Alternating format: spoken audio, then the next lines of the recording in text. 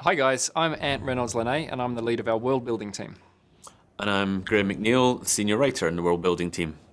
So some of you guys have been asking a little bit about the regional updates that we've been doing recently, talking about like the regions and cultures of Runeterra. Because we're doing the rework with Galio and everything, which we're really excited about, this just seemed like a really good time to dive into Demacia, what it's all about, talk a little bit about its history, its military, how it came to be and stuff like that. So one of the things we wanted to do with Demacia from a world-building perspective was to make it a little bit more three-dimensional. We didn't want to move away from what Demacia was. Like, we still love Demacia and what it is. We wanted to retain the core essence of what it is. But we wanted to add a little bit more nuance to it, make it a little bit more interesting. We tackled that from a few different angles. So we wanted to try and make it visually a little bit more unique, but also in terms of fleshing out its culture and its history. Yeah, and the history of Demacia stems from the Rune War, which was a cataclysmic, world-spanning war that almost destroyed the world and brought the races of Runeterra to the edge of extinction. And the survivors of that war, people fleeing its destructive wild magics, founded Demacia in this realm that was curiously unaffected by that wild magic. It was a fertile place, it was self-sufficient, it seemed kind of immune to the magics that were ravaging the rest of the world, and crucially it was defensible. So they settled here and they built walls to defend what they had because they knew that a place of refuge in the wake of this destruction would prove very desirable to all others. So they wanted to make sure that nobody would take it from them.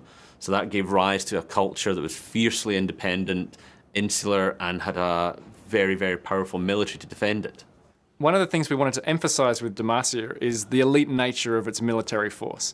So while other cultures probably vastly outnumber them in terms of the size of their army, so the armies of Noxus, the Freljord, and Ionia probably are much, much bigger. Demacia is small, but it's very, very powerful. So every soldier in Demacia is highly trained in various forms of combat. So they're all trained with whatever weapon they might need to use on the battlefield, be it sword or spear or lance or bow. Every soldier is also trained in every battlefield role. So any soldier could fulfill the role of like a scout or an outrider or a frontline fighter whenever they need to do that. They're also incredibly disciplined. They're like the most cohesive, unified military force we can see in Runeterra. Very, very well organized, very good command structure. It's the kind of army that these guys have probably won dozens and dozens of battles in the past against like much, much bigger forces. So even outnumbered, they usually come out on top. They probably have the best armor and best weapons of any military in Runeterra. And a big part of that comes down to what it's made from, Demacian steel. The idea with Demacian steel is that this is the strongest, most superior and lightest steel that you can find. And one of the things that we've sort of hinted at here is that there might even be a sort of slightly anti-magic property around Demacian steel, so that when its armies march to war, its soldiers actually have some kind of mild protection against hostile magic.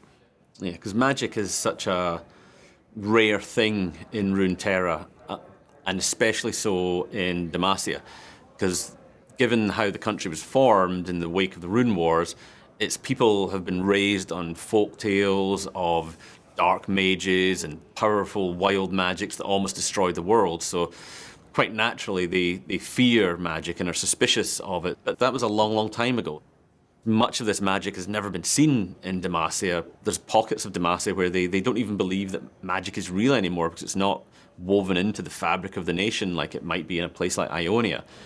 Even those who might have seen something magical are able to rationalize it into something mundane in a way that doesn't compromise their way of thinking.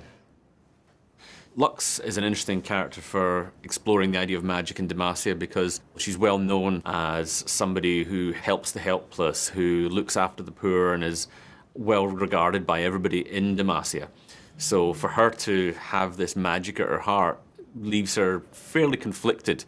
That makes for an interesting dilemma for a character who has this power but lives in a place where she can't actually acknowledge that she has it. So this certainly doesn't mean that we're done with Demacia, very far from it.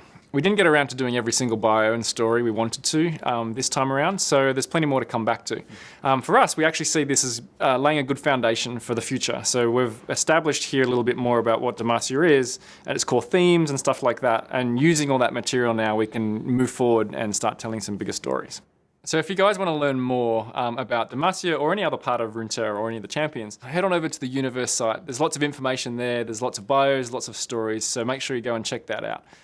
So thank you very much for watching, guys. If you guys have got any comments or any feedback or questions, we'd love to hear it. So please leave a comment and we'll speak to you soon. Yeah, thanks very much.